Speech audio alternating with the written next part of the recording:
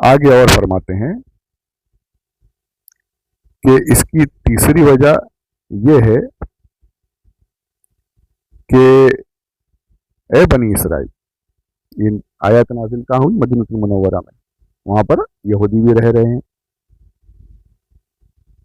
تو یہ ان سے ہے کہ تم وہیں رہتے ہو نا، مدینہ میں ہی رہ رہے ہو، وہیں پر آیت نازل ہوئی،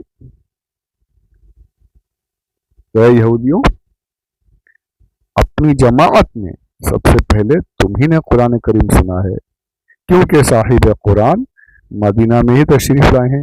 اگر تم نے اس کا انکار کیا تو تمہاری دیکھا دیکھی خیبر وغیرہ کے اسرائیلی بھی انکار کر دیں گے اور تم ان کے لحاظ سے پہلے کافر بنو گے۔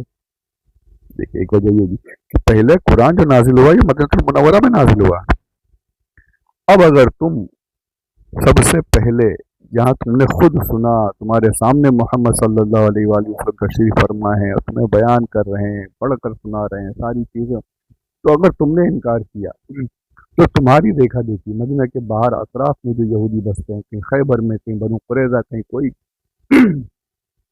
اور اطراف میں جہاں پر یہودی بستے ہیں، تو تمہاری دیکھا دیکھی کہ مدینہ والے یہودیوں نے انکار کر دیا ہے تو ہمیں بھی انکار کرنا ہے، وہ بھی تمہارے پیچھے لگ جائیں گے اور کفر کریں گے، تو اس وجہ سے بھی تم پہلے کافر بن جاؤ گے، اس لیے پہلے کافر مت بنو، اس سے پہلے انکار کرنے والے مت بنو، تمہاری دیکھا دیکھی دوسرے یہودی بھی کفر کرنے لگ جائیں گے جو آس پاس کے شہروں میں، وہ مت کرو۔ سبحان اللہ۔ اسی طریقے سے ایک وجہ یہ بیان کی گئی کہ یہ جو مدینہ شریف کے یہودی ہیں یہ تمہاری پیروی کرتے ہیں، تم کو مانتے ہیں، تمہارے ساتھ رہتے ہیں، تم جیسا کرتے ہو ویسا کرتے ہیں، تمہارے حکم مانتے ہیں، تو اگر تم نے کفر کیا، تم نے انکار کیا، تم نے کفر کیا، تو یہ بھی تمہاری پیروی میں تمہارے معتقدین بھی کفر میں لگ جائیں گے، کفر کریں گے، تو تم پہلے کافر مت بنو، اور پھر تمہارے کفر کی وجہ سے پیچھے جو دوسرے ہیں وہ بھی تمہارے ساتھ ساتھ کفر کرنے لگ جائیں گے۔ اب یہ بھی ہوتا ہے، پانچویں وجہ یہ بیان فرمائی کہ باپ دادا آبا و اجداد جس طریقے پر رہتے ہیں اکثر یہی ہوتا ہے کہ ان کی آنے والی نسلیں بھی اسی طریقے پر گامزن ہو جائیں، اسی طریقے پر چلنے لگ جائیں، تو یہ بھی ہوگا کہ آج اگر تم کفر کر رہے ہو، اگر آج تم نے کفر کیا تو تمہاری آنے والی نسلیں بھی تمہارے راستے پر چلیں گی اور یہ بھی اسلام سے منحرف رہیں گی، کفر کریں گی، قرآن کو نہیں مانیں گی، تو وہ بھی وبال تمہارے سر پر آئے گا اور تم پہلے کافر بن جاؤ گے کہ ہمارے آبا و اجداد تو یہی کرتے رہے، ہمارے پہلے کے یہودی یہی کرتے رہے تو ہم بھی یہی کریں گے، تو اس لیے اپنے نسلوں کے پیروی میں کہ وہ تم کو دیکھ کر کفر کرنے لگ جائیں، اس لحاظ سے بھی تم پہلے کافر مت۔ اب ایک بات بڑی اہم اور دل کو لگنے والی تفسیر مظہری میں بیان فرمائی ہے، بڑی سچی اور بڑی کڑوی بات ہے، وہ قاضی ثناء اللہ امرتسری رحمۃ اللہ تعالی علیہ اسی آیت کے اسی حصے میں فرماتے ہیں، قلت او المراد بالاولیت الاولیت بالذات، کہ جو اول جو فرمایا گیا یہ ذات کے بارے میں ہے، یعنی اے یہود کے احبار علماء، تمہارا ایمان لانا تمہاری قوم کے ایمان لانے کا سبب بنے گا، تم ایمان لاؤ گے تمہاری دیکھا دیکھی تمہاری قوم بھی ایمان لے آئے گی، اگر تم کفر کرو گے تو تمہارے کفر کی وجہ سے، تمہارے انکار کی وجہ سے تمہاری قوم بھی انکار کرے گی، جو اسے میں نے پیچھے بیان کیا، وہ بھی کفر کریں گے، تو تم ان کے کفر کا سبب بن جاؤ گے۔ یہاں پر آپ ایک حدیث پاک نقل فرماتے ہیں، فرماتے ہیں अला इन्ना शर्र शरारी शिरारुल उलमा व इन्ना खैरुल खियार खियारुल उलमा। हदीस पाक का मफहूम कुछ इस तरीके से है कि लोगों में बदतरीन शरीर अगर कोई है तो वो उलमा है। उलमा के जो शरीर होते हैं, उलमा के जो बुरे लोग हैं, जो बुरे उलमा हैं, वो लोगों में बदतरीन हैं, शरीर हैं।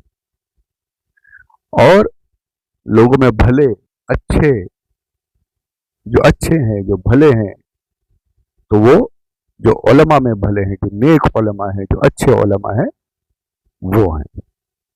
ये बिल्कुल हदीस पाक है तो बिल्कुल सच साबित, बिल्कुल यकीनन हदीस सच ही है, बिल्कुल सीधी साफ बात है कि उलमा को देखकर कौम भी उसी रास्ते पर चलती है।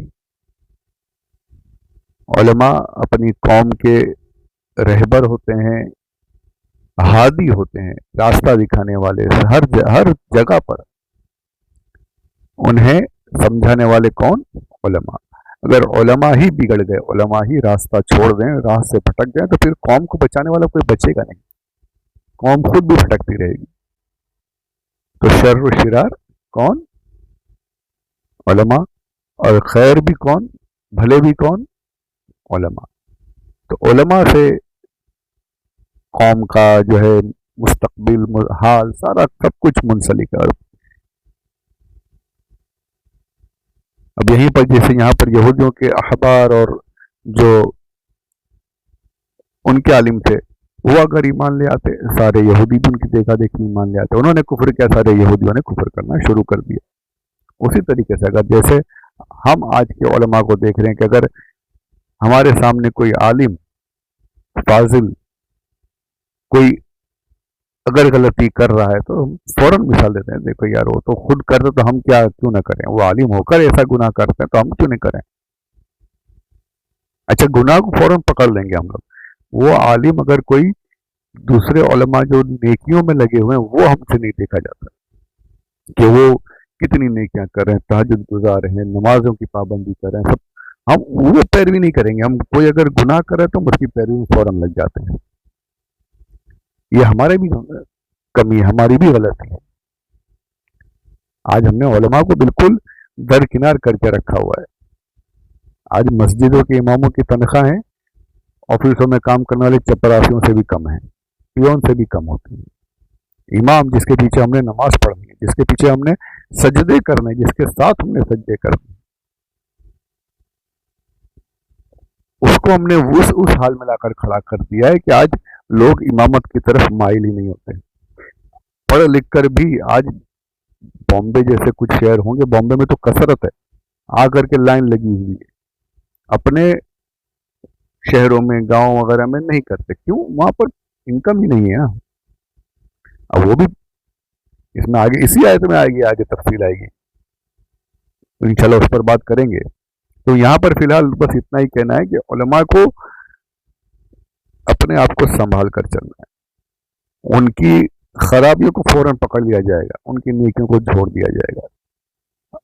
और जाहिर बात है कि कौम को भी उलमा का ख्याल रखना है, उलमा की निगहदाश्त, उनकी मदद हर तरीके से करनी है।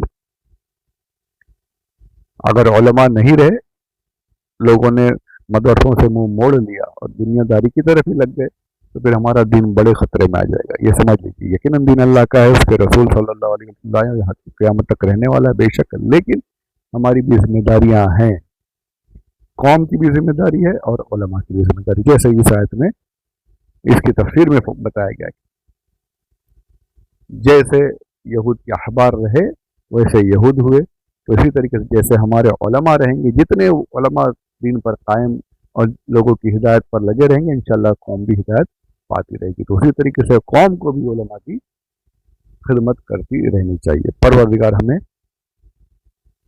इन सब बातों पर अमल की तौफीक अता फरमाए, मुझे और आपको, हम सबको, और सही दीन पर कायम रहने की सादत नसीब फरमाए।